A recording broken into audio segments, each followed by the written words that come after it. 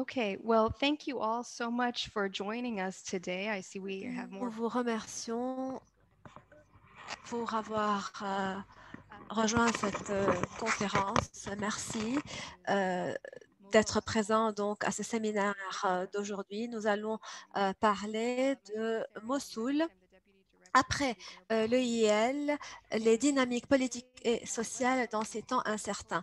Je m'appelle Sarah Anne Renick. Nous sommes en train d'organiser cette conférence aujourd'hui et nous allons parler d'un projet de recherche que nous sommes en train d'entreprendre actuellement à propos des gens en temps de conflit et après les conflits. Ce projet explore plusieurs zones de conflit. Qu'advient-il des jeunes? Quel est leur avenir, les stratégies des jeunes du point de vue politique et économique? Ce passage entre la jeunesse et la phase de maturité. Quels sont les défis? Nous allons mettre l'accent aujourd'hui, notamment sur Mossoul, sur les trajectoires économiques des jeunes, donc l'agence, l'activité politique des jeunes, leurs intérêts dans l'activité commune, les valeurs également, que ce soit sous l'EIL, sous Daesh ou après Daesh. Nous avons remarqué, suite aux études, suite aux recherches, et après avoir mis en exergue plusieurs aspects relatifs aux jeunes, que les opportunités et les contraintes varient dans les contextes politiques différents. Donc, avec le changement des politiques et avec le changement des temps, la situation varie. Mais il est très important également, suite aux discussions avec nos partenaires, de remarquer les résultats. Et nous avons remarqué également la nécessité qu'il y ait un dialogue plus élargi. Il est très important de mettre l'accent sur les dynamiques économiques et sociales à Mossoul et à Ninive également. Au cours de cette période, il est important également de mettre l'accent sur les groupes, notamment les groupes marginalisés comme les minorités, les groupes minoritaires, les jeunes et autres. Comment est-ce que cette marginalisation affecte ces groupes, notamment en termes de droits, d'identité peut-être, de travail politique, social et économique. Dans le cadre de cet événement, j'ai l'honneur de participer donc à ce séminaire avec quatre experts en la matière, quatre chercheurs qui ont beaucoup d'expérience sur ce sujet. Nous allons donner la parole aujourd'hui à Omar Mohamed qui est maître de conférence à Sciences Po. Il est également doctorant. Racha Al-Akidi, qui est analyste principal et chef de programme à l'unité de la sécurité humaine, Newsline Institute. Adel Bakawan, directeur du Centre de sociologie à l'Université de Soran et le directeur de recherche à IREMO. Myriam Potik, responsable des programmes Moyen-Orient et Afrique du Nord au Ceasefire Center for Civilian Rights. Donc, pour ce qui est des questions logistiques, vous savez, je pense, cette discussion se tiendra en anglais et en français. Nous avons également l'interprétation vers l'anglais et vers le français pour ceux qui se joignent à nous à travers Zoom. Donc, l'interprétation est disponible en anglais et en français. Chaque panéliste aura 10 à 15 minutes avant d'ouvrir la porte aux discussions. Pour la discussion, nous vous demandons d'écrire vos questions dans la case chat ou dans la case commentaires sur Facebook et nous allons relire toutes ces questions, tous ces commentaires. Nous avons près de 90 minutes pour ce séminaire. Je vais donner la parole directement à Omar, notre premier intervenant pour aujourd'hui. Omar, la parole est à vous. Merci Sarah de m'avoir invité à ce séminaire. Il est toujours très important de parler de Mossoul. Pour beaucoup de personnes, la guerre est terminée. Quelques-uns considèrent peut-être que la guerre est terminée pour la coalition, pour les belligérants, mais la guerre n'est jamais terminée pour les gens qui ont été affectés par les événements avant 2014 et même après 2014. Les gens qui souffrent toujours des répercussions de Daesh. Je ne sais pas si nous pouvons parler de la période post-guerre ou de l'après-guerre. En effet, nous souffrons toujours des conséquences. Nous remarquons cette traumatisation qui a été générée par la destruction de l'identité culturelle des habitants, des citoyens.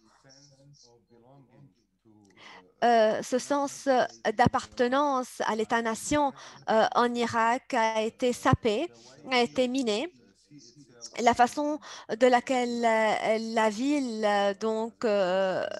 se situe ou se voit, si nous pouvons le dire, dans le cadre de l'Irak est toujours en question. Hier, j'ai entendu une entrevue avec le cardinal Sacco. Cette entrevue a été effectuée quelques jours après la déportation des chrétiens de Mossoul. Il a parlé, ou il a répété une phrase qui est devenue un fait aujourd'hui. Ninive ou Mossoul ont déjà été divisés ou répartis.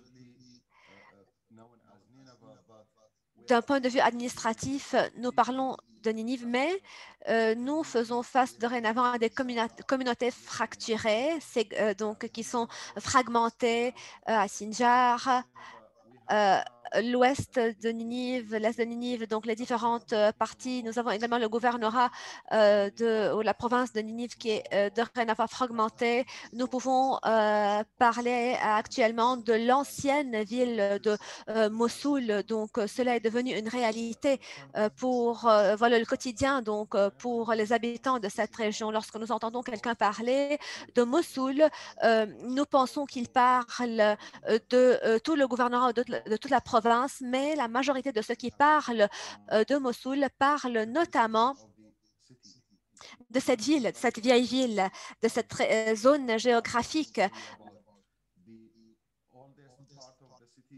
Il parle de cette ancienne ville, cette partie de la ville, mais est-ce que nous parlons également de cette ancienne ville du côté ouest, du côté est de Mossoul, de Ninive? Donc, cela prête vraiment à confusion, mais cela est également assez dangereux. Il est assez dangereux de parler de cela sans pour autant faire attention à ce sujet, parce que cela causera beaucoup de dégâts à l'avenir. Après la chute de Daesh à Mossoul, la ville a connu un groupe de jeunes, un mouvement de jeunes qui a voulu réclamer, si nous pouvons le dire, la ville. Euh, Vu la pression, notamment après 2014, la pression exercée sur cette ville après 2014, nous avons remarqué ce sens de responsabilité collective, si nous pouvons le dire, ou ce sens de culpabilité collective. Et vous savez tous, et Sarah, vous savez combien cela est dangereux lorsque nous entendons parler de responsabilité collective des habitants de Mossoul. Nous ne parlons pas de tous ceux qui habitent la ville, mais d'une seule composante, notamment les musulmans sunnites ou les arabes de cette région. Voilà l'importance des termes choisis et des mots qui sont choisis. Donc, on entend parler de la responsabilité collective pour les événements et cela est lié dans l'esprit de beaucoup de gens à ce qui a eu lieu en 2014 et en 2015. Donc, comment les gens sont sortis donc, pour revendiquer leurs droits et comment les terroristes et la corruption politique en Irak a la paix éminait ses efforts. Alors, quelques-uns disaient oui, vous avez protesté et cela n'a mené à rien. Daesh a poursuivi ses meurtres et vous devez assumer la responsabilité. Voilà le discours pardon, que nous entendons parfois. Est-ce qu'il existe également une seule narrative À Mossoul, non.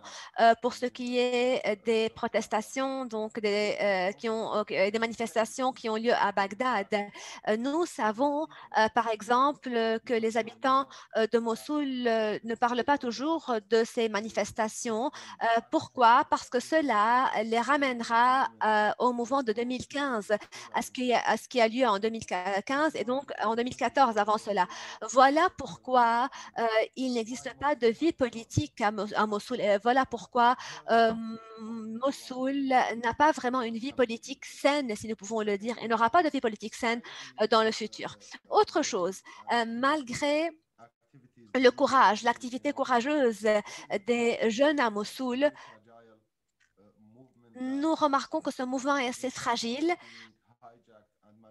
et ce mouvement est capturé, si nous pouvons le dire, ou coincé par cette polarisation.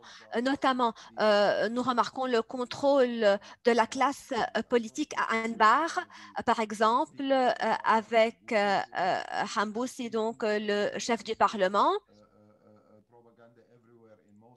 avec la propagande partout à Mossoul, les publicités. Et nous pouvons remarquer cela à Mossoul. Il existe également une autre polarisation, les milices soutenues par l'Iran, qui ont toujours le dernier mot, si nous pouvons le dire, à Mossoul. Il existe beaucoup de groupes qui tentent de retrouver leur vie saine ou un mode de vie sain, si nous pouvons le dire. Donc, alors que ce mouvement est assez positif, alors que l'on travaille sur la reconstruction de la ville, sur la création d'espaces ouverts, pour eux. Mais vu l'absence d'affiliation politique, vu l'absence d'appartenance politique ou d'ambition politique, ces groupes n'ont vraiment pas de plan pour contribuer à la vie politique, pour remettre Mossoul sur le bon chemin, pour que Mossoul redevienne, donc, ou pour que ce groupe et Mossoul en général contribuent à la vie politique saine de l'Irak. Donc, vu l'absence de ces facteurs, nous remarquons tous ces problèmes. Mossoul est une ville qui n'a pas beaucoup vraiment de poids actuellement pour le centre, donc pour le gouvernement irakien. C'est pourquoi lorsque les gens parlent de la guerre qui est terminée, cela n'est pas complètement vrai parce que Mossoul, en effet, souffre toujours des répercussions de la guerre. Je parle en tant qu'historien, oui, mais je ne tente pas d'être pessimiste, je suis réaliste.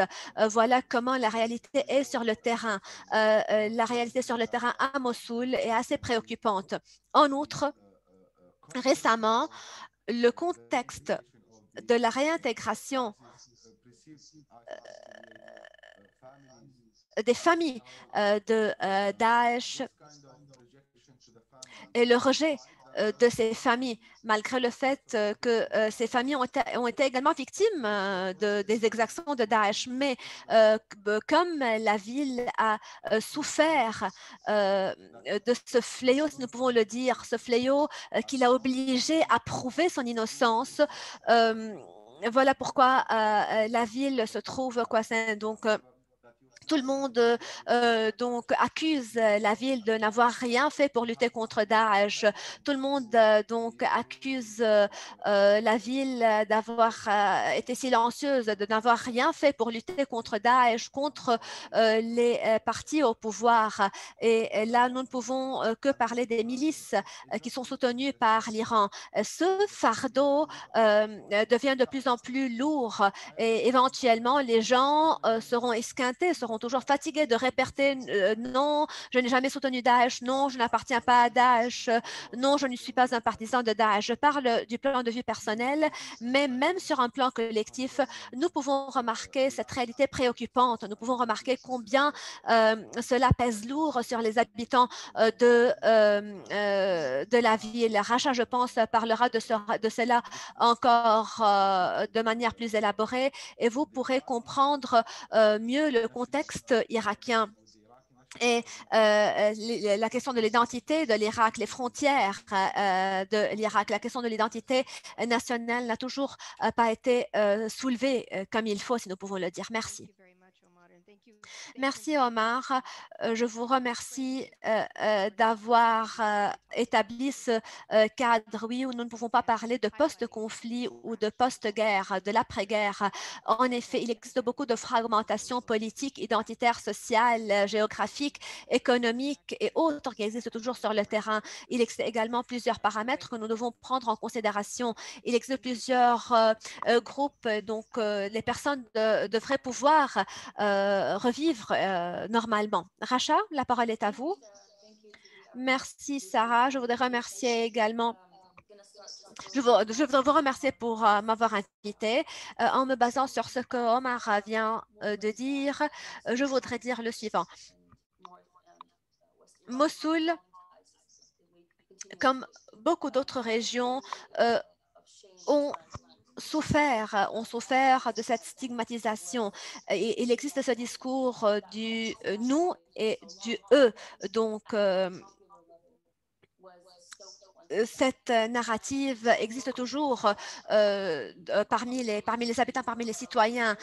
Et nous remarquons également qu'il existe beaucoup de milices qui ont participé aux guerres après 2015. Et même après 2017, nous avons commencé à entendre beaucoup de nouvelles narratives en Irak. Cette narrative et ces discours ont été mis en exergue par les médias, par plusieurs penseurs, par plusieurs centres d'études peut-être, par plusieurs élites.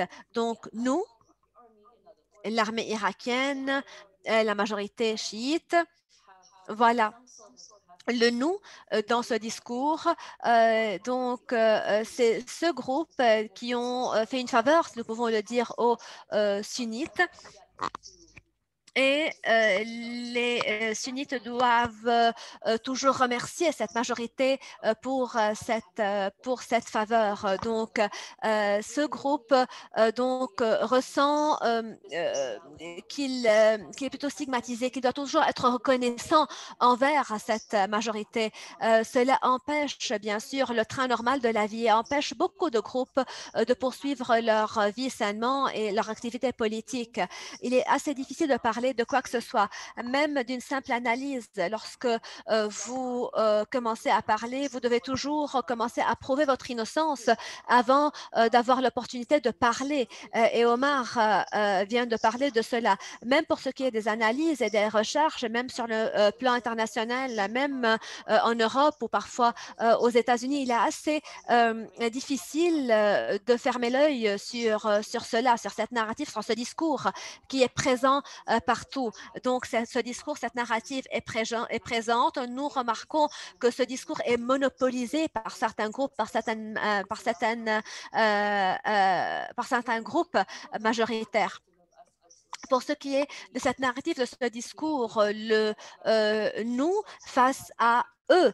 Donc, beaucoup de groupes sentent donc qu'ils doivent toujours être reconnaissants envers cette majorité, ces groupes majoritaires. Nous avons pensé que les choses vont être différentes. Après le début des manifestations, des protestations en Irak, nous avons remarqué cette mobilisation civile. Mais nous n'avons vraiment pas entendu d'appel pour reconstruire les zones détruites dans cette région afin que les déplacés internes puissent revenir vers leur maison. Donc, nous n'avons pas entendu d'appel pour reconstruire ces zones détruites à Mossoul. Nous avons remarqué que Mossoul a été occulté, si nous pouvons le dire, même lors des protestations. Nous n'avons pas entendu des voix se lever pour revendiquer la réhabilitation, la reconstruction, la restauration des logements, des maisons pour que les déplacés internes puissent revenir vers leur région. Et cela est assez donc dangereux vu que la région revêt un caractère très important et les jeunes souffrent beaucoup dans cette région. Et nous remarquons donc cette colère collective parmi beaucoup de groupes, notamment des groupes de jeunes. Il se peut que Daesh ne puisse pas revenir. Donc, je ne pense pas donc que l'expérience de Daesh sera répétée dans la région, vu ce qui a eu lieu, vu tout ce que tous les événements. Mais vu les fragmentations, vu l'influence turque, la polarisation, nous remarquons qu'il existe beaucoup d'opportunités d'intervention et de polarisation. Et comme Bagdad n'a pas réussi à développer une narrative, un discours national patriotique, nous ne pouvons que remarquer que certains groupes pourront exploiter cette situation pour servir leurs intérêts. S'il n'existe pas une vraie réconciliation en Irak, si une vraie conversation entre les Irakiens n'ont pas lieu, la réalité ne changera pas sur le terrain. Nous entendons beaucoup parler de l'impunité. La majorité des Irakiens ne savent pas beaucoup de choses relatives à Mossoul. Très peu d'Irakiens comprennent la complexité de cette région de Mossoul, de Ninive. Bien sûr, il existe des Arabes sunnites dans cette région. Nous pouvons également remarquer cela dans la région de Saladin, de Salah ad-Din. Mais ceux qui y ont vécu à Mossoul savent qu'il existe beaucoup de groupes donc provenant de plusieurs toiles de fond religieuses, communautaires et sectaires. Il existe des églises dans cette région également. Le concept de Daesh, ou Daesh en général ne représente pas Mossoul et les habitants de Mossoul. Il est nécessaire donc de jeter la lumière sur cela, de changer la perception, d'avoir une narrative ou un discours national. Il est très important également d'inclure tous les groupes dans ces mouvements également de protestation, dans les manifestations. Il est également très important de combler ce fossé, de ne plus retomber dans les erreurs passées. L'activisme n'est pas facile dans cette région, mais il existe une génération de jeunes personnes qui sont prêts à lever la voix. Ce groupe de jeunes sont énergétiques, ils veulent changer la réalité. Ces jeunes veulent changer la réalité, veulent changer la donne. Donc, ces jeunes mettent l'accent sur l'art, créent des startups, de nouvelles entreprises, mais nous ne remarquons pas vraiment d'efforts collectifs. Il existe quelques efforts individuels ou de la part de petits groupes, mais nous ne remarquons pas une vraie inclusion collective au niveau de la région.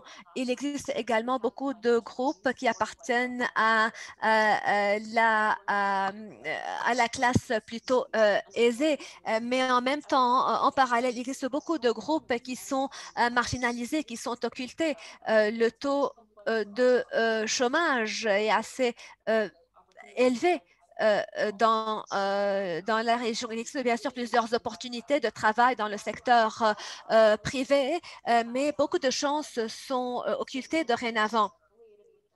Il existe donc beaucoup de personnes qui sont peut-être pistonnées, beaucoup de groupes, beaucoup de personnes qui ont des affiliations politiques qui réussissent à obtenir beaucoup plus de chances que d'autres.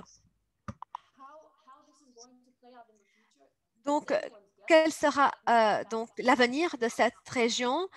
Nous pouvons dire que la réalité actuelle, la situation actuelle n'est pas durable, elle ne peut pas être durable. La région souffre d'instabilité, d'insécurité, une fragmentation est ressentie et nous ne pouvons pas aller de l'avant de la sorte. Il existe bien sûr des escalades politiques et même militaires parfois dans le nord. Il existe quelques ramifications de la crise que nous pouvons ressentir dans d'autres régions également. Mais comme Omar vient de le dire, il n'existe pas de vraie vie politique dans la ville. Les jeunes qui ne sont pas affiliés à des partis politiques ou à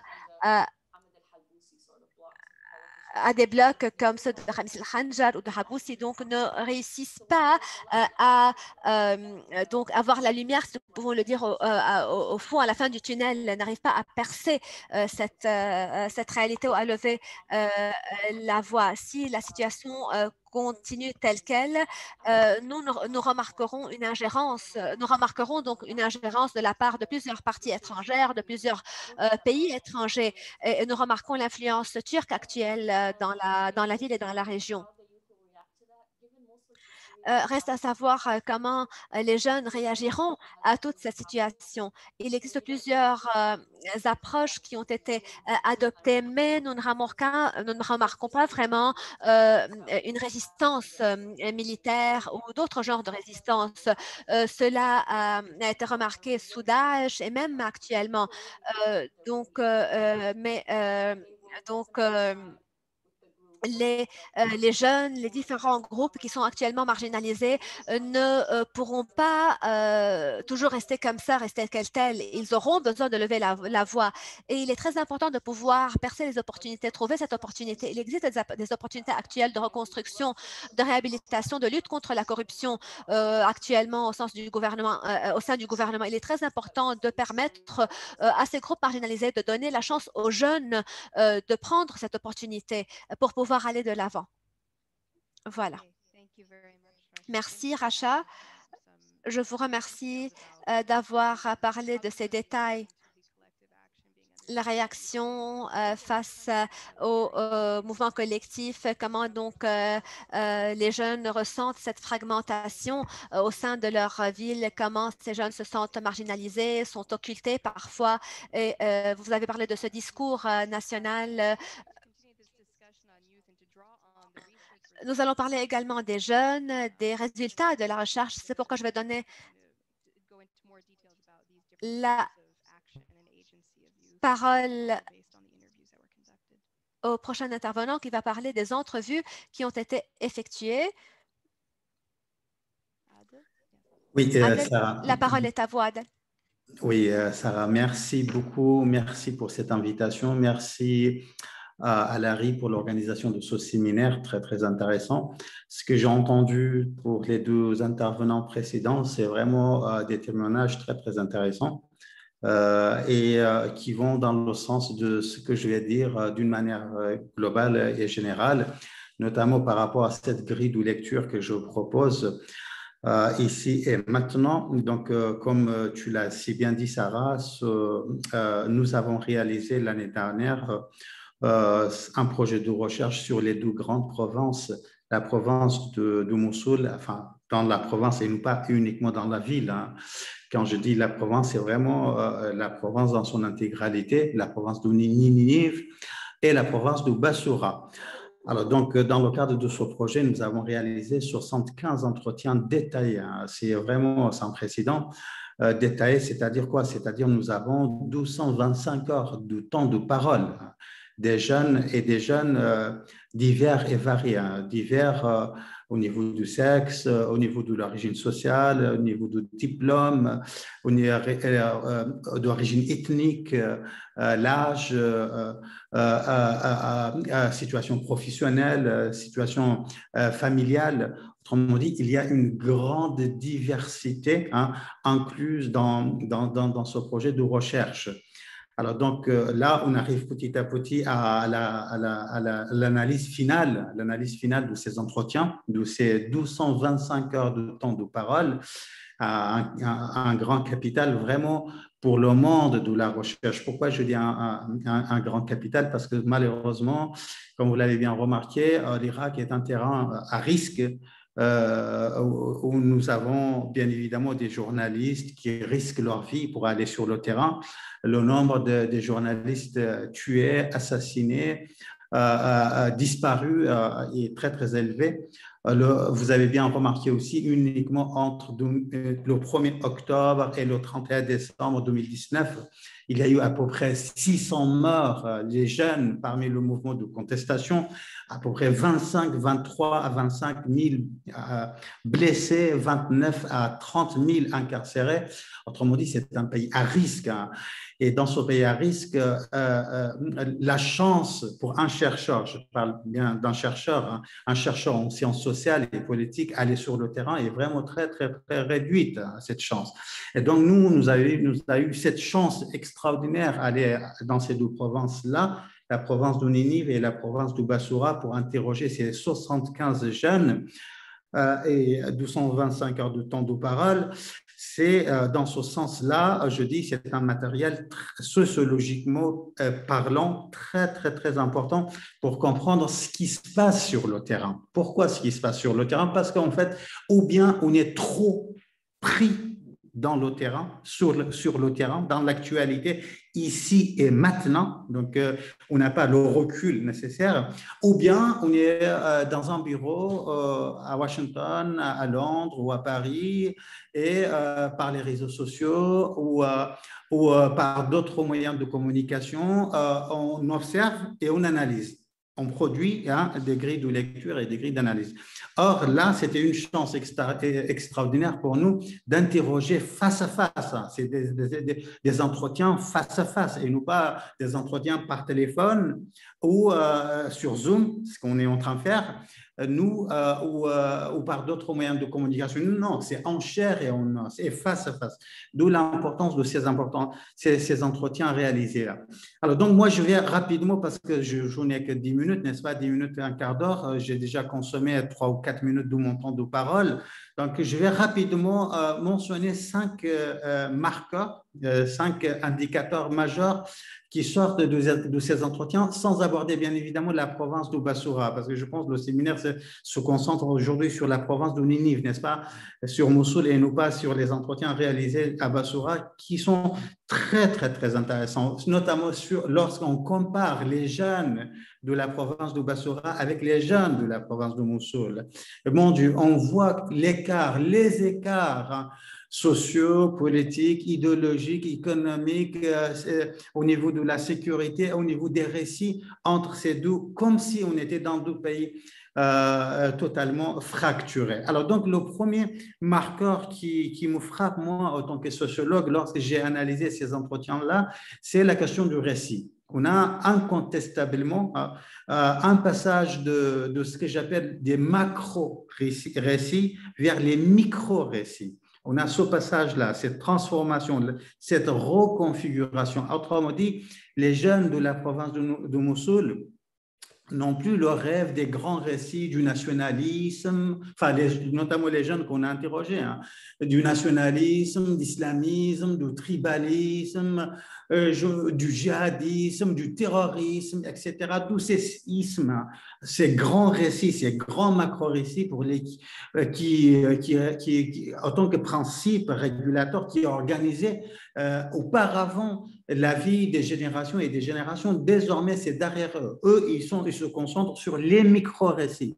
C'est-à-dire quoi, les micro-récits? C'est-à-dire ma guitare. Je veux avoir ma guitare à moi. Je veux jouer la musique avec. Je veux devenir acteur du cinéma. Je veux aller, par exemple, trouver un emploi. C'est une subjectivité qui se forge parmi cette génération, une subjectivité qui n'est pas coupée de la réalité, hein, qui n'est pas coupée, en lien avec la réalité, mais en lien avec une réalité dans laquelle je forge mon individualité en tant que sujet. Autrement dit, ils veulent devenir le sujet qui prend sa vie en main et qui place sa vie individuelle au centre de l'organisation de leur vie dans la vie de tous les jours, et non pas un grand récit, des macro-récits pour lesquels on meurt. Ça, c'est le premier indicateur qui sort régulièrement des entretiens, à la fois chez les filles, chez les garçons, chez les Arabes et les Kurdes, chez les chiites, les sunnites, pardonnez-moi, les chiites beaucoup moins parce qu'ils ne sont pas dans la province, les sunnites et les chrétiens, les kakaïs, les yézidis, ça sort collectivement, comme s'il y avait un consensus par rapport à ces indicateurs. Le deuxième indicateur indicateur, ça m'a vraiment frappé d'une manière extraordinaire. C'est que, comme vous le savez, l'Irak, en 2003, on était entre 24-25 millions d'habitants. Aujourd'hui, on est 40 millions d'habitants. Donc, c'est énorme hein, en termes démographiques. Alors, c'est dans ce contexte global-là, les jeunes interrogés dans la province de Ninive, il y a une sorte de l'abandon de l'évidence du mariage. C'est-à-dire, le mariage ne fait plus rêver. Je ne parle même pas de faire des enfants. Lorsqu'on pose la question à ces jeunes-là, s'ils souhaitent se marier, c'est ça la réaction tout de suite. Oula, non, donc comme si non, mais ce n'est absolument pas le moment, les conditions objectives ne sont pas prêtes, je ne suis pas prêt, pas tout de suite, pas maintenant. D'autres ils disent jamais. Et lorsqu'on parle des enfants, ça c'est une question très, très, très lointaine. Autrement dit, il y a une transformation dans la vision sociale de ces jeunes-là qui, bien évidemment, va être déterminante dans les années à venir. Ce qui n'est absolument pas le cas des jeunes à Bassoura. Les jeunes à Bassoura, lorsqu'on pose la même question par rapport au mariage, c'est la bienveillance, c'est maintenant, c'est pourquoi pas, c'est tout de suite, et même faire des enfants, et même pour les jeunes engagés dans le mouvement de contestation. Hein, je m'engage dans le mouvement de contestation, mais je vais me marier, oui, bien sûr, absolument, oui, c'est ça la réponse. Mais par contre, ces jeunes de Mossoul, lorsqu'on les interroge, ah non, beaucoup plus de réflexion, beaucoup plus d'analyse, beaucoup plus de distance par rapport à cette question du mariage et fonder une famille. C'est une question quand même très, très importante hein, pour l'avenir de la société. Et troisième indicateur, c'est vraiment un marqueur identitaire, hein, un marqueur identitaire déterminant du cadre de l'action de cette nouvelle génération post-Daesh à Mossoul, c'est le rejet catégorique, vraiment catégorique de la violence. Toutes les formes de la violence tribale, la violence nationaliste, la violence étatique, la violence du mouvement de contestation, la violence des milices, la violence familiale. Ils rejettent ces jeunes-là toutes les formes, toutes les catégories de violence.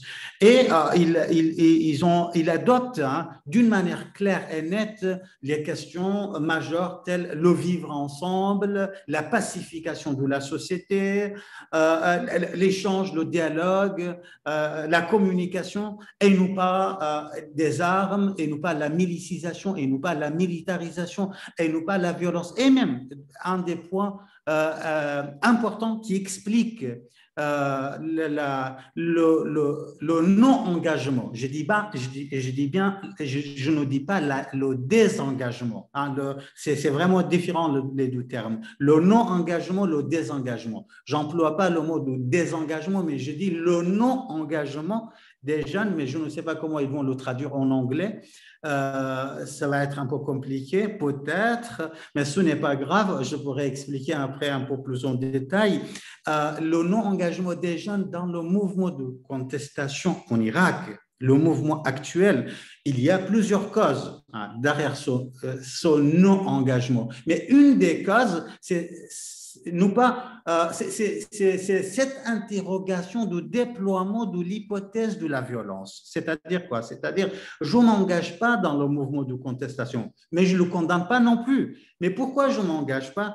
Parce qu'on sait très bien, face à nous, il y a des milices lourdement armées, il y a un État pris en otage par les milices, hein, et il y a un État qui n'hésite pas à déployer tous les moyens pour brutaliser, pour terroriser, hein, pour violenter ce mouvement de contestation. Et donc, parce que je rejette, c'est un des niveaux, je dis bien Sarah, un des niveaux, je ne dis pas c'est le niveau, un des niveaux de ce non-engagement de ces jeunes.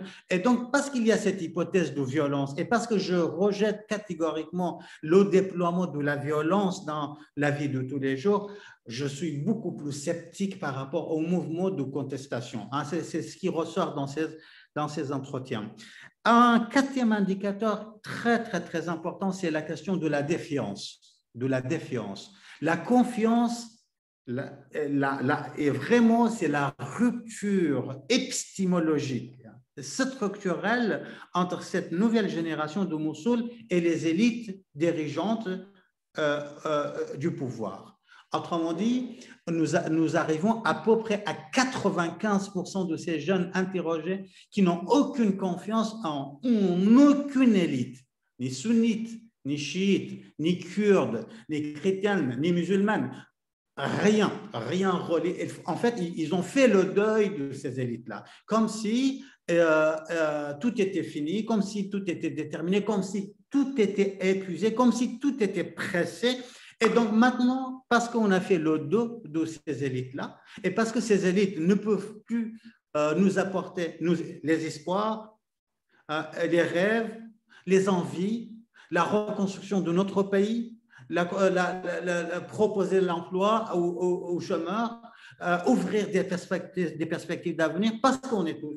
Donc, dans ce cas-là, nous n'allons pas nous engager dans un mouvement de contestation violent contre eux, mais en même temps, on est en rupture totale avec elles. Voilà. Ça, ça revient partout dans toutes les jeunes de toutes les ethnies interrogées, arabes, kurdes, de toutes les religions, chrétiennes, musulmanes, de toutes les confessions, de sexes différents. C'est vraiment l'indicateur qui réunit les jeunes de Mossoul. Or, cet indicateur-là, dans le sud, ne nous fait pas consensus. Ne fait absolument pas consensus. Dans le sud, à Bassoura, peut-être à un autre moment, on pourra le parler, il y a des jeunes qui soutiennent fortement le gouvernement, il y a d'autres jeunes qui soutiennent fortement la milicisation de la société, et il y a d'autres jeunes qui pensent que le seul moyen, la seule stratégie pour changer les choses en Irak, c'est s'engager dans un mouvement révolutionnaire. Donc, la violence révolutionnaire est tout à fait justifiée. Et il y a d'autres jeunes, bien évidemment, qui se trouvent dans la même perspective que des jeunes de Mossoul. Et le dernier élément, et après je m'arrête, Sarah, il me reste combien de temps? 1 minute, ça va? 1 ou 2 minutes? 2 minutes. Et le dernier élément, c'est ça aussi, c'est aussi important que les 4 points précédents, c'est le désir de l'inclusion sociale et sociétale, non pas par la politique. La politique, c'est fini. Elle disait une chrétienne à nous, à Mossoul, c'est l'omité des démons, des diables. C'est le diable qui pratique la politique en Irak. Non, mais l'inclusion sociale par l'emploi. Comme s'il y avait un consensus, comme si tout le monde s'orientait vers ce désir de l'inclusion par emploi. Et un emploi, non pas dans un seul domaine. Il n'y a pas un domaine de privilège, dans n'importe quel domaine. L'essentiel, c'est quoi? C'est avoir une place dans le système économique, et cette place-là nous permet de m'intégrer socialement et avoir une identité individuelle et subjective au sein de cette société. C'est un marqueur, c'est un point très, très important qui identifie cette nouvelle génération. Je vous remercie de votre attention. Thank you very much, Adel, and thank you. Merci, Adel. Je voudrais vous remercier d'avoir parlé de ces différents éléments, non seulement des éléments politiques, mais également des éléments relatifs à la vie personnelle, au mariage, à l'emploi qui est la porte vers l'intégration sociale et sociétale. Merci d'avoir parlé de cette différence également cette différence de perspective entre les jeunes d'une région et l'autre. Donc, cette recherche est très importante, très intéressante, et j'espère que nous aurons le temps donc, à l'avenir de parler davantage des détails de cela. Donc, je donne la parole maintenant à Myriam. Merci, je remercie tous ceux qui ont organisé ce séminaire, cette conférence. J'ai le privilège et l'honneur de participer à ce panel. On m'a demandé de parler des minorités et de l'agence du mouvement et de l'activisme politique après Daesh à Mossoul, en Irak en général. Je vais parler donc notamment de la situation à Mossoul. Tout comme les collègues viennent de dire, il y avait plusieurs vagues de déplacement Beaucoup de communautés, beaucoup de personnes ne sont toujours pas revenues vers leur maison. Nous remarquons ces dynamismes ou cette dynamique à Mossoul, au centre, mais également à Ninive et dans d'autres régions également, donc de grandes vagues de déplacements. Je voudrais également dire qu'il existe plusieurs minorités en Irak, que les groupes sont il existe plusieurs groupes différents et divers en Irak avec plusieurs perceptions de l'avenir. Nous remarquons également plusieurs minorités et quelques groupes notamment et quelques personnes ou voix s'élèvent de l'intérieur mais même de l'extérieur de l'Irak et parlent de la façon de laquelle les minorités sont traitées. Je ne vais pas parler de la diversité des minorités en Irak actuellement, puisque je n'ai pas le temps pour cela, mais je vais vous donner quelques exemples de la façon de laquelle les minorités se sont organisées et se sont mobilisées après Daesh, durant la période post-Daesh. Je vais parler également de l'activisme qui se base sur les droits de l'homme, sur l'aspect humanitaire. Permettez-moi également de parler tout d'abord du travail que nous effectuons. Le centre pour lequel je travaille est basé à Londres, mais nous travaillons dans beaucoup de régions à travers le monde, des régions donc, qui ont connu plusieurs conflits, notamment en Irak. Nous avons travaillé sur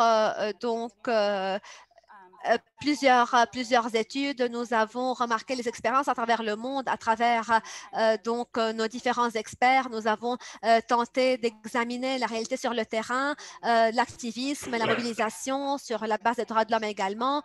Bien sûr, nous avons également plusieurs équipes de recherche, plusieurs équipes d'enquête qui travaillent dans le cadre du centre. Nous travaillons sur la documentation également. Il ne s'agit pas uniquement des experts qui travaillent sur le terrain, mais également du fait de rapprocher les études du terrain, rapprocher les études des communautés, donc écouter la voix des communautés locales. J'ai déjà travaillé en Irak pour plusieurs années. Nous avons effectué plusieurs études, plusieurs formations sur le terrain. Nous avons travaillé sur des questions relatives aux droits de l'homme. Nous avons tenté également de documenter les violences qui ont eu lieu sur le terrain.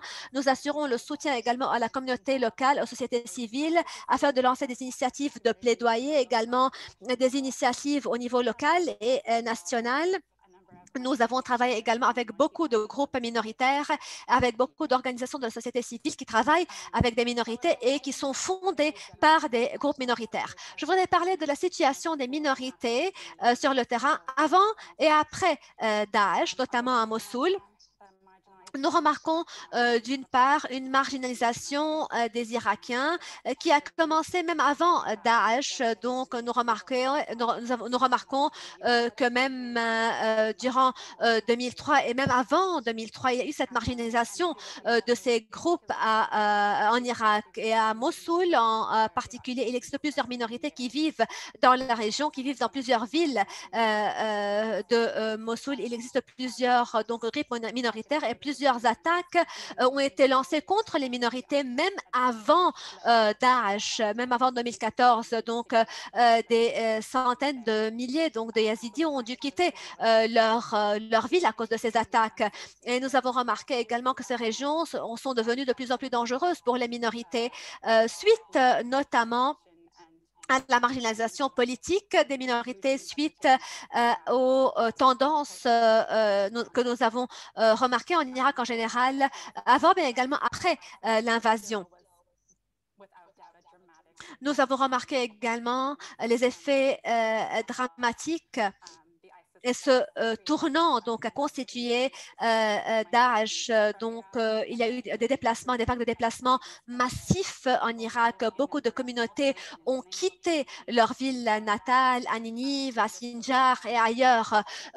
Donc, nous avons remarqué également les atrocités contre les minorités, donc la violence sexuelle, les meurtres collectifs, les homicides, la destruction de l'héritage culturel et autres. Je parle des minorités également sous Daesh et nous ne pouvons que parler de la persécution, de ce sentiment de désespoir. Et cela est dû, bien sûr, au vécu, si nous pouvons le dire, au vécu des minorités à travers le temps, à l'histoire des minorités. Donc, voilà comment les minorités sont devenues de plus en plus vulnérables, se sont devenues des victimes. Donc, nous remarquons que ces minorités ne sont pas toujours traitées et ces membres des minorités ne sont pas toujours traités en tant que citoyens qui ont leur plein droit. Je voudrais également parler des attitudes des habitants et quelle est la perception quant à la réhabilitation et la restauration de la ville. Nous avons remarqué qu'il existe beaucoup de destruction dans la ville. C'est pourquoi beaucoup de familles, beaucoup de personnes ont parlé de leur attachement à la ville, à la diversité de leur ville, et beaucoup de déplacés internes donc attendent impatiemment de retourner vers leur ville après la reconstruction. Mais il ne s'agit pas uniquement de la reconstruction des habitats, mais du fait de reconstruire la dignité, du regain de dignité et de confiance, le fait de reconstruire la diversité culturelle et historique de Mossoul, le fait de reconstruire le tissu social qui a été détruit par l'occupation de Daesh. Il s'agit également d'envoyer un signal clair à ces groupes pour pouvoir retourner vers leur ville natale. Beaucoup de personnes qui ont été interviewées ont parlé également du manque de dignité. Ils ont parlé, par exemple, du fait que seule leur ville natale peut rassurer leur dignité. Quelques-uns ont dit « je veux mourir dans ma ville natale, je veux retourner vers ma ville, je veux ressentir ma dignité ». Beaucoup de personnes ont également parlé du fait qu'ils ne ressentent pas qu'ils appartiennent à Bagdad, ils ne sentent pas ce sens d'appartenance aux villes vers lesquelles ils ont immigré ou les villes vers lesquelles ils sont déplacés. Malgré tout cela, beaucoup de personnes ressentent ce sens d'appartenance. Beaucoup de personnes veulent revenir vers leur région, vers leur ville, vers leur maison pour reconstruire leur maison et reconstruire leur ville.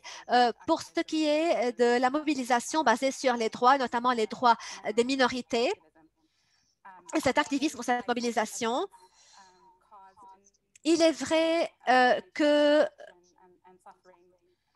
Daesh a causé beaucoup de souffrance et beaucoup de destruction, mais cela a également changé la vie de beaucoup de personnes. Beaucoup de personnes n'ont pas pu accepter ce statu quo, ne voulaient plus accepter la situation telle qu'elle, ne pouvaient plus vraiment supporter la réalité économique, sociale et autres. C'est pourquoi ils ont voulu changer la réalité. Ces attaques donc de Daesh ont poussé les Irakiens en général à revendiquer un meilleur avenir, un avenir plus durable. Nous remarquons quelques tendances également relatives aux mobilisations axées autour des droits de l'homme. Nous remarquons l'émergence d'une nouvelle génération d'organisations de la société civile et d'activistes de la société civile, des minorités et autres groupes. Donc, ces groupes ont ressenti qu'ils ne peuvent compter sur quiconque. Ils ne peuvent compter que sur eux-mêmes. Nous remarquons qu'il existe plusieurs groupes qui ont considéré que les Peshmerga, que les forces de sécurité, que les forces de l'ordre n'ont pas réussi à protéger les minorités. Beaucoup d'organisations également ont émané de de ce besoin de changer la réalité, de changer les choses. Beaucoup de groupes et d'associations et d'organisations de la société civile ont dû donc lutter et être chef de file, si nous pouvons le dire, ou pionnier dans ce domaine.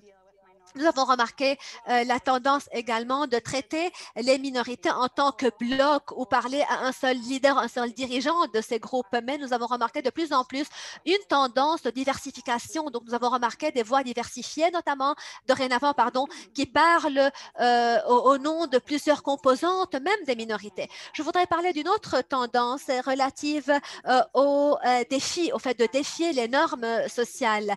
Donc, vouloir changer le statu quo. radicaux. Nous remarquons également une génération de femmes activistes, beaucoup de femmes activistes. Nous avons remarqué également les survivantes des atrocités. Nadia Mourad, qui est une activiste qui est assez connue sur le plan national et international, mais il existe également beaucoup d'autres femmes comme Nadia Mourad, beaucoup de femmes et de filles qui ont osé lever la voix. Ce sont des survivantes de violences sexuelles qui sont devenues chefs de file d'organisation et d'activisme. Beaucoup de ces filles et de ces femmes n'avaient pas vraiment un historique d'activisme ou n'étaient pas activistes dans le passé, mais suite à leur expérience, ces femmes et ces filles sont devenues chefs de file dans le domaine de l'activisme social. Ce nouvel activisme s'est accompagné d'un rôle grandissant, si nous pouvons le dire, des femmes yézidis. Et nous remarquons que cela est dû, par exemple, au fait que beaucoup d'hommes et de garçons, de jeunes hommes ont été tués lors des conflits et des combats. C'est pourquoi beaucoup de femmes sont devenues donc pionnières, si nous pouvons le dire, même au sein de leur famille, et n'ont pas eu d'autre choix que d'assumer ce rôle. Nous remarquons également que beaucoup de personnes sur le plan international ont jeté la lumière sur les minorités. Beaucoup de financements sont alloués aux minorités. Ces groupes minoritaires ont réussi à profiter de ce soutien national et international pour pouvoir aller de l'avant et pour pouvoir développer leur activisme. Nous pouvons parler d'un exemple de beaucoup d'exemples récents d'organisations de la société civile qui parlent notamment, par exemple, de la nécessité d'élaborer des lois ou de promulguer des lois pour préserver le droit des survivantes de la violence et des violences sexuelles. Selon cette loi, Daesh, donc le pays reconnaît les atrocités et les crimes commis par Daesh, les violences sexuelles commises par Daesh, et cette loi reconnaît également la nécessité qu'il y ait des indemnités, si nous pouvons le dire, qui soient payées non seulement aux yézidis, mais également à tous les chrétiens, les shabaks, toutes les femmes qui ont souffert de telles violences, de telles atrocités, de telles violences sexuelles, donc qui étaient victimes des violences de Daesh. Voilà un exemple concret de la façon de laquelle les minorités et les groupes minoritaires ont réussi à lever la voix et à effectuer leur plaidoyer pour pouvoir promulguer cette loi. Un autre exemple est relatif à la diaspora, au groupe des diasporas qui ont joué un rôle primordial dans le fait de jeter la lumière sur les violences et les atrocités commises contre les minorités en Irak. Je voudrais également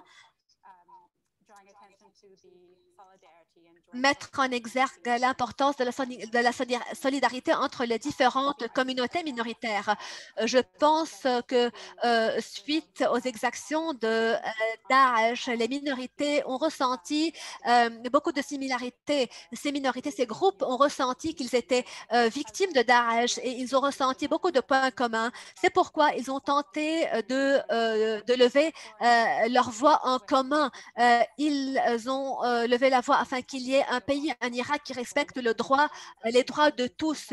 Et je voudrais souligner l'importance de ces revendications des minorités qui ont demandé que les droits humains soient accordés à tous. Omar et Racha ont parlé des mouvements de protestation, des manifestations, notamment après Daesh. Nous remarquons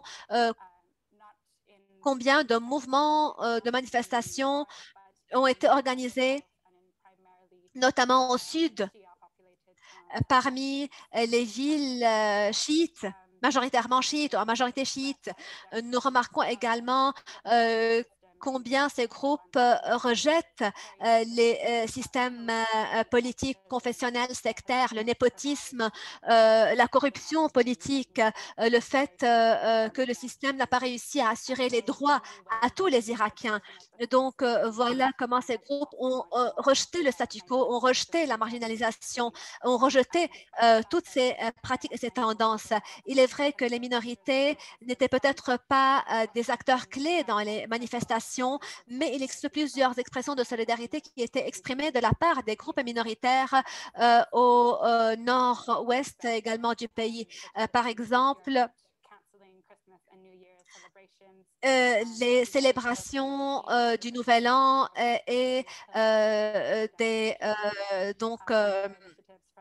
de la fête de Noël ont été annulées dans plusieurs villes comme respect à tous ceux qui ont été tués lors des protestations, lors des manifestations. Les différents groupes ont exprimé leur soutien au nord, par exemple, aux mouvements de protestation qui ont lieu au sud. Comme je viens de le dire, je n'ai cité que quelques exemples d'activisme ou de mobilisation parmi ces groupes. Cela ne dépeint pas une image peut-être très optimiste ou l'image du futur du pays. Je suis sûre que nous pouvons remarquer beaucoup de cynisme, beaucoup de pessimisme, beaucoup de problèmes qui n'ont toujours pas été résolus 7 ans après. Daesh, des centaines de milliers de personnes vivent toujours dans des camps, dans des tentes. Ces personnes ne savent pas si elles pourront revenir vers leur pays, vers leur maison, vers leur région. Il existe beaucoup d'insécurité et d'instabilité politique que nous pouvons ressentir également. Il existe des négociations également entre les différents partis et les différentes parties au pouvoir et cela a affecté les groupes minoritaires. Nous pouvons remarquer également les mouvements de protestation et les manifestations qui l'ont levé haut la voix contre ces régimes, contre contre ces systèmes ou ces tendances.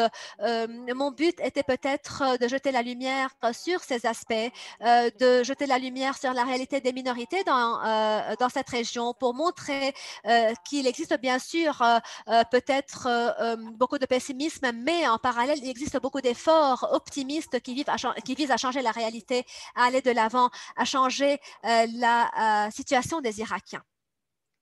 Merci. Merci, Myriam.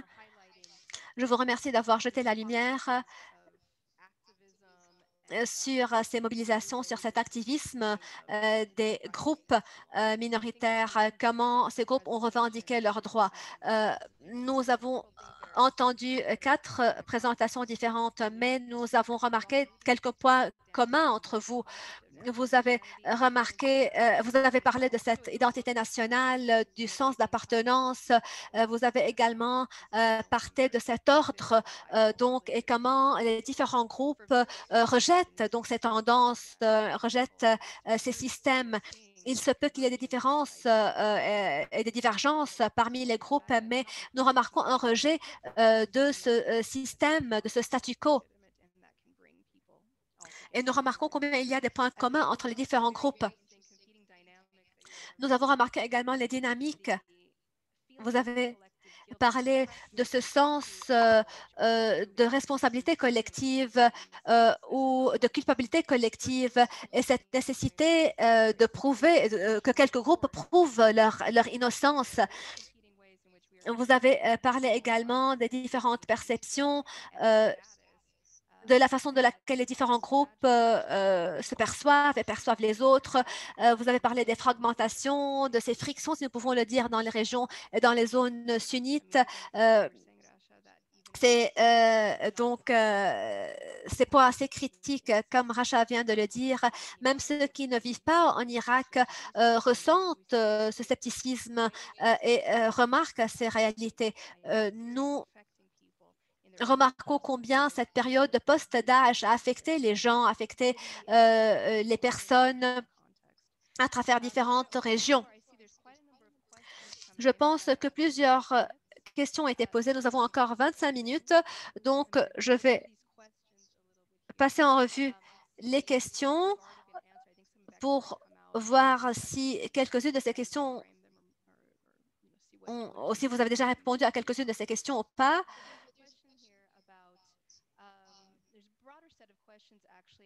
Il existe plusieurs questions posées par les participants à propos de Daesh. Est-ce que nous pouvons nous attendre peut-être à voir Daesh ressurgir dans le pays ou pas? Est-ce que nous assistons à une situation au cours de laquelle il se peut peut-être que Daesh ressurgisse? Qu'en est-il de la cohésion sociale? Qu'en est-il de la façon de laquelle le gouvernement traite les prisonniers? Donc, est-ce que nous pouvons remarquer une possibilité que Daesh ressurgisse, une réémergence de Daesh peut-être? Je peux répondre brièvement à cela. L'État islamique et les groupes djihadistes vont profiter de toute opportunité. Alors, lorsque ces groupes réussiront à créer le chaos pour prouver leur existence, ils ne manqueront pas de saisir l'opportunité. Je ne pense pas que le scénario de Mossoul 2014 puisse se répéter, mais vu ce vide, si nous pouvons le dire, vu l'insécurité et l'instabilité, vu les camps de réfugiés, ce que ces réfugiés et ces déplacés ressentent, il se peut que certains groupes profitent de ces failles. Il se peut que nous entendons parler peut-être d'explosions par-ci ou par-là. Il se peut que ces groupes exploitent ou profitent de la situation et des vulnérabilités actuelles. Vu les circonstances dans la ville actuellement, la réémergence de Daesh est possible. Donc, Daesh ou ces groupes pourraient profiter de quelques lacunes, de quelques failles de la situation sur le terrain, mais les gens en ont marre de la violence, en ont marre de cette situation. Donc, je ne pense pas que le scénario de 2014 se répétera, mais et nous remarquons que que tout le monde rejette actuellement le califat et ce concept de calife. Donc, la situation a changé sur le terrain, mais il existe quelques failles qui peuvent être exploitées par Daesh. Il se peut qu'il y ait un chaos, si nous pouvons le dire. Mais sans une ingérence étrangère ou même sans que le gouvernement irakien ne s'attaque à cette question, probablement vous n'allez même pas entendre parler de cela dans les nouvelles ou dans les médias. Donc, il existe un aspect positif et négatif à cette réponse. J'ai quelque chose à ajouter, Sarah. Pour ce qui est de votre remarque, à propos du gouvernement central, donc du gouvernement irakien à Bagdad, le gouvernement n'a pas réussi à promouvoir ce sens d'appartenance parmi les Irakiens, non seulement au nord, mais partout. Le gouvernement irakien compte sur sa base de personnes loyalistes. Nous remarquons beaucoup de failles à ce niveau. Tant qu'il n'existe pas ce sens d'appartenance, tant qu'il n'existe pas ce sens de protection, tant que les personnes ne se sentent pas égales et avec tout ce que nous remarquons avec la croissance des approches occidentales envers les différentes communautés irakiennes, alors que ces communautés sont traitées comme étant des marchandises et non pas en tant que communauté collective. Je pense que nous parlions de Daesh ou pas, il y aura encore plus de violence en Irak et c'est le scénario qui fait vraiment peur. La violence sera le fruit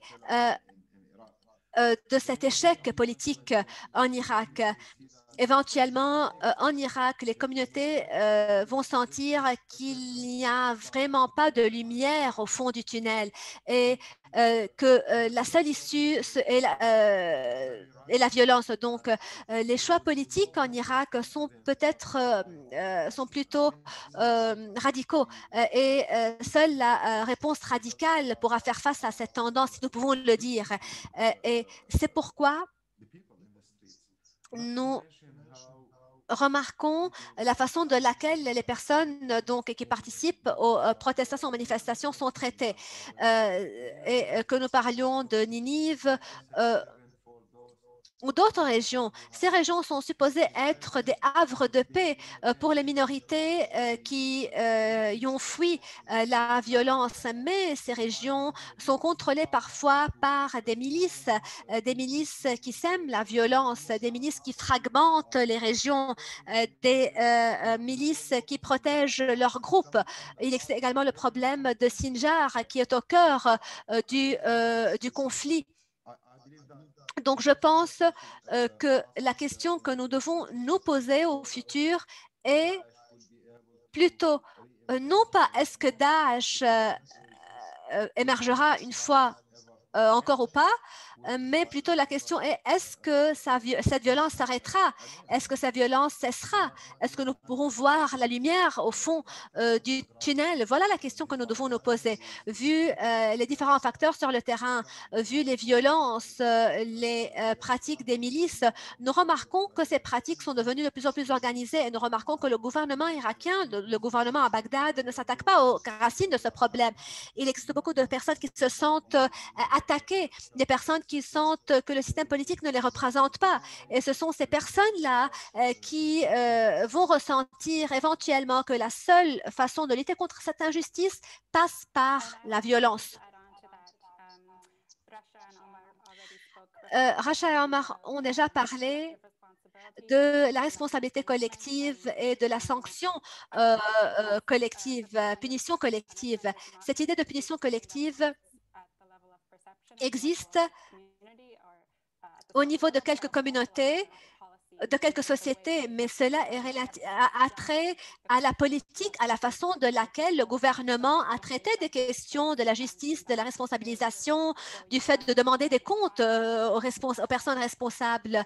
Cela est également relatif au manque de justice envers les victimes. Et en fait, les personnes qui sont responsables de ces crimes n'ont pas toujours été traduites en justice. Les personnes responsables des violences qui ont mené à cette violence donc ne sont pas responsabilisés. En même temps, beaucoup de membres de famille de Daesh sont en train d'être traités comme étant des criminels et nous remarquons combien ou comment le gouvernement n'est pas en train de s'attaquer aux causes de ces problèmes. Je veux également parler j'ai oublié, désolée, j'ai oublié ce que je voulais dire, alors je vais m'arrêter là. Sarah, je peux dire un mot par rapport à cette question de Daesh. Oui. Alors, donc, la question Daesh, d'une manière très, très, très brève, Al-Qaïda, d'abord la résistance de 2003 à 2006, et ensuite Al-Qaïda, la violence d'Al-Qaïda, suivie par la violence de Daesh. Demain, d'autres noms, d'autres formes, le problème n'est pas là. Le problème, ce sont les conséquences. Les origines, la genèse de ce problème, c'est quoi? C'est que depuis 2003 jusqu'à aujourd'hui, il y a eu des causes, il y a eu des conditions objectives, des conditions politiques objectives, des conditions sociales, des conditions économiques, des conditions, voire culturelles et historiques qui ont fait émerger d'abord la résistance, ensuite Al-Qaïda, suivi par Daesh. Demain, il y aura d'autres organisations. Ce qui a disparu, en réalité, cette violence n'a jamais disparu. En 2017, lorsqu'Abadi, à Paris, à l'Élysée, avec Emmanuel Macron, déclare la fin de Daesh, en réalité, ils se trompent largement. Ce qui a disparu, c'est la territorialisation de Daesh, hein, la territorialisation de la violence, de la violence terroriste. C'est-à-dire, pour la première fois, vous avez un mouvement terroriste qui a une entité territoriale gérée, grand comme le Royaume-Uni, n'est-ce pas, entre la Syrie et l'Irak, avec Mossoul et Raqqa comme capitale des deux côtés de la frontière. En 2017, ce qui disparaît, c'est cette entité territorialisée. Mais depuis, Daesh, autant qu'idéologie, autant que base sociale, autant que base militante, n'a jamais disparu. Il était toujours là. Et toutes les conditions qui ont fait émerger l'organisation de l'État islamique, je dis bien toutes les conditions qui ont fait émerger l'organisation de l'État islamique sont encore là.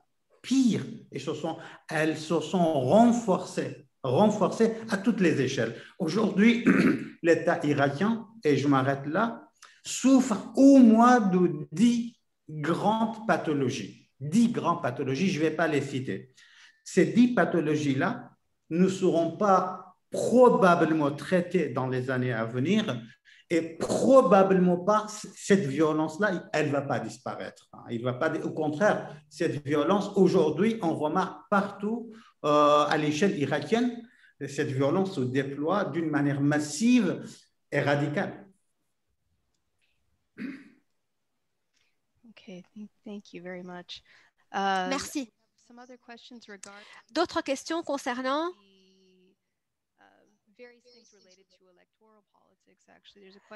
la politique électorale?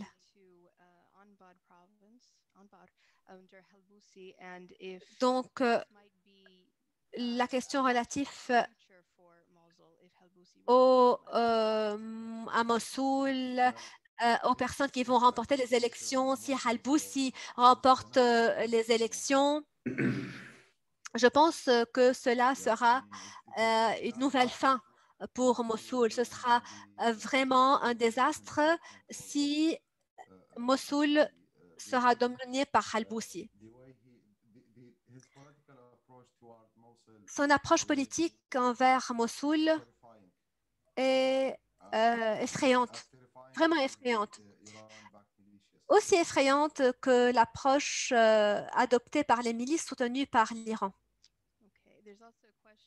Une autre question à propos du parti Ba'ath, du rôle du parti Ba'ath aujourd'hui à la lumière de la violence que nous remarquons, de la stabilité politique.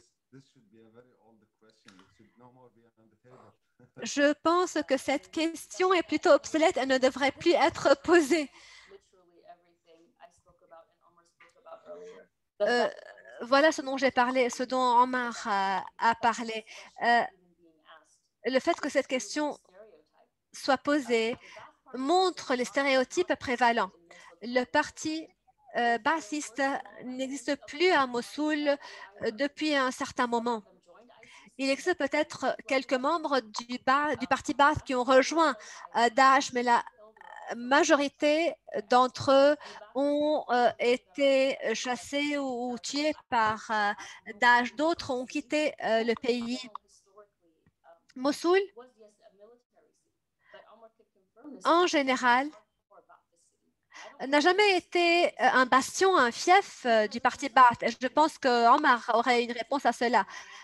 Il se peut qu'il y ait les frères musulmans, des groupes islamistes, mais je ne pense pas que Mossoul n'ait jamais été un fief ou un bastion du parti Baath. Après le changement du régime en 2003, les frères musulmans, les groupes islamistes étaient parmi les premiers groupes à s'auto-organiser, à organiser leur activisme dans la région. Donc, je ne pense pas que le parti Baath a un impact sur la région à Mossoul. Donc, s'il y a une violence ou des cas de violence, je ne pense pas que c'est le parti Baath qui est en train de pratiquer cette violence, mais plutôt les milices, les groupes affiliés à Daesh. Et la majorité des attaques ont lieu à Kirkouk et à Diyala, non pas à Ninive. Il serait intéressant de percevoir ces questions donc, ou de voir ces questions sous un autre jour. Je pense que la débasification est un autre modèle des processus qui ont été entamés après 2003. Nous remarquons comment les personnes ont été chassées de leur poste, des forces de l'ordre, comment les choses ont changé, les processus ont changé, les chances de participer à la vie politique également ont diminué, le fait d'exprimer les demandes a également changé. Et je pense que cela se répétera notamment avec donc les groupes affiliés à Daesh et la façon dont laquelle ces groupes seront traités.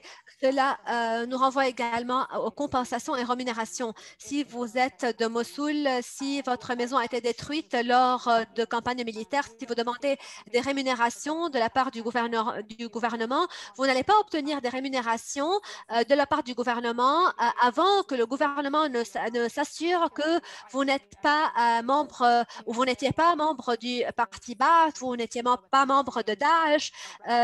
Il existe parfois plusieurs problèmes relatifs à des noms de personnes qui sont similaires. Beaucoup de militants ou d'activistes ou le nom de plusieurs militants activistes figure sur la liste des personnes qui doivent être privées de compensation et de rémunération parce que leurs noms sont similaires à des personnes qui appartenaient à Daesh ou au parti Baath. Donc, cela posera beaucoup de problèmes à l'avenir. Cela s'applique également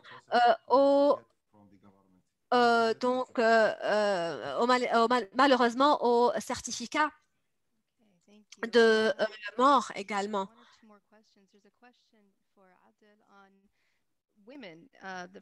Ou de décès, pardon. J'ai encore deux ou trois questions pour ce qui est tout d'abord des femmes qui ont été interviewées. Est-ce que lors des interviews, vous avez remarqué les différences entre les réponses des femmes et des hommes, donc des jeunes hommes et des jeunes femmes? Est-ce qu'il existe des exemples, par exemple, qui montrent que les femmes ou les hommes, les jeunes hommes ou femmes ont d'autres points de vue, d'autres perceptions quant au mariage, quant à l'emploi, quant à tous ces sujets? Je pense que la question est adressée à M. Adel. Oui. Alors, donc, ce qui est extraordinaire, c'est que je suis parti avec un préjugé et heureusement qu'on l'a détruit rapidement selon la méthodologie qu'on s'est fixée. Et cette méthodologie est basée en partant de l'épistémologie. C'est que par définition, nous vivons dans une société dominée par des hommes et que forcément, il y aura des différences radicales au niveau de perception des choses concernant les femmes et les hommes. Faux. Vraiment, lorsqu'on a interviewé ces jeunes femmes et ces jeunes garçons par rapport à toutes ces questions-là sur l'emploi, sur la subjectivité, sur le mariage, sur la reproduction, c'est-à-dire faire des enfants, d'une manière extraordinaire, c'était à peu près au même niveau. On était frappé par la capacité analytique des femmes, voire beaucoup plus développée à certains niveaux par rapport aux garçons. Et donc, non, on n'a pas constaté cette différenciation. Cela ne vous dit pas, ne vous absolument pas dire que cette différenciation n'existe pas. Peut-être lorsqu'on le contextualise d'une manière beaucoup plus large, on trouvera ces différenciations. Mais les femmes interrogées avaient à peu près les mêmes perceptions de l'emploi, du mariage. Par exemple, ce qui est extraordinaire, c'est les récits de vie aussi, dont je n'ai pas parlé. Les récits de certaines femmes, certaines jeunes femmes dans leur récit de vie, qui est beaucoup plus poussé que l'entretien, les entretiens face à face, nous parlent de pourquoi elles ne veulent pas se marier. Elles expliquent en détail, c'est-à-dire elles sont parfaitement capables de démontrer cela par un système d'argumentation, le rejet du mariage ici et maintenant, le rejet de la reproduction et se projeter plutôt dans les micro-récits, par exemple comme un emploi, comme une insertion, comme trouver une place, comme aller à Istanbul ou s'installer à Erbil ou à Suleymania, etc. Voilà, pour répondre non, heureusement ou malheureusement, ça dépend comment on voit les choses, parce que nous, on s'interdit d'engager des jugements de valeur. Donc, cette distinction n'était pas tout à fait remarquable. Okay, and then we had a question for Miriam regarding Une question adressée à Myriam pour ce qui est du fait de ne pas reconnaître les enfants qui sont nés à cause, donc, ou suite à des relations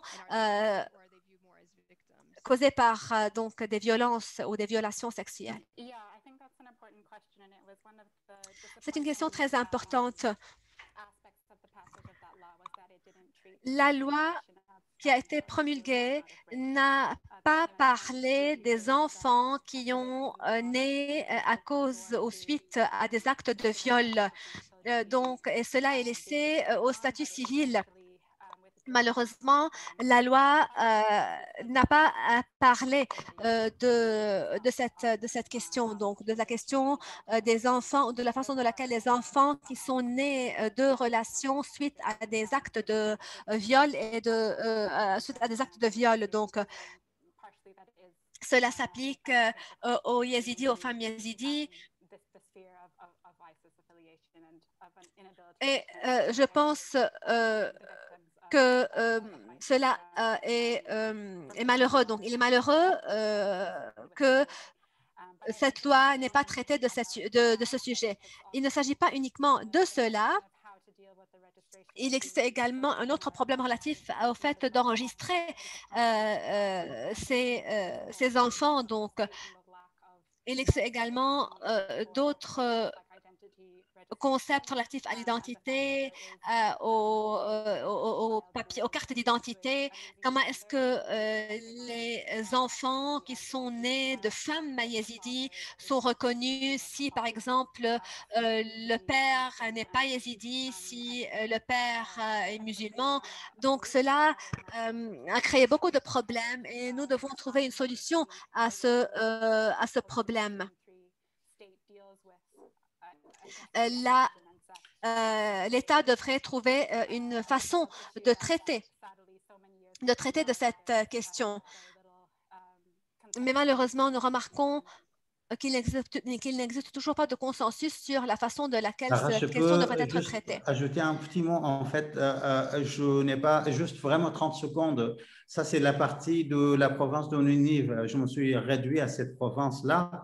En revanche, lorsque nous interrogeons les femmes dans la province de Bassoura, toute la province, pas uniquement la ville, c'est que cette distinction apparaît par excellence. Autrement dit, à la fois dans les récits de vie et dans les entretiens, les femmes parlent même de la société des hommes. Elles nous parlent de la société, des manières d'être, des manières d'agir, des manières de sentir, des manières d'apparaître, les manières pour parler comme Durkheim, apparaître dans la société, d'être visible dans la société. Elles nous disent clairement que tout est déterminé par les hommes. On vit pour les hommes, on vit avec les hommes.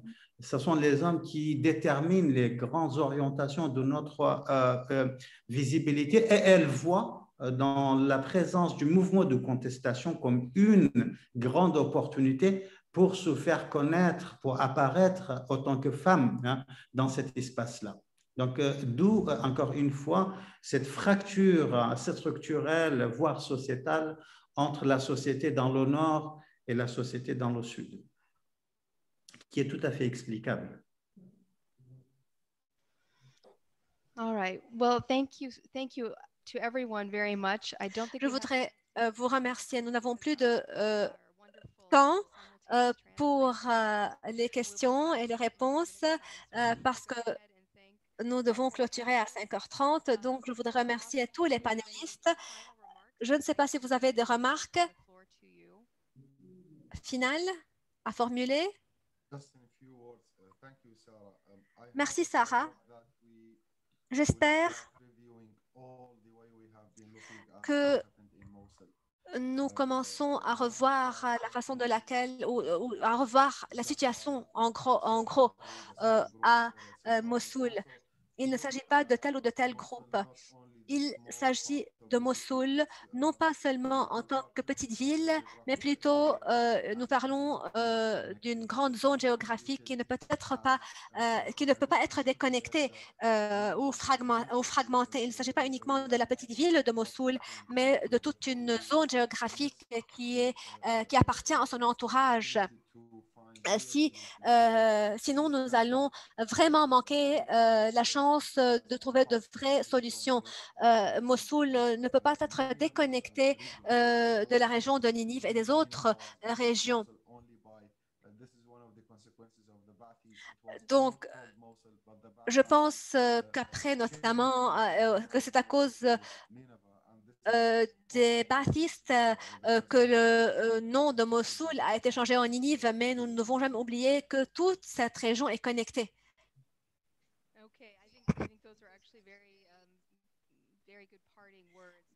Merci de ces mots de clôture. Il est très important de repenser à la situation de Mossoul, de prendre donc toutes ces questions en considération, d'élargir notre point de vue. Je voudrais remercier tous les intervenants. Je vous remercie de vous joindre à nous. Donc, le lien sera disponible en ligne, je pense. Merci, merci Sarah. Merci.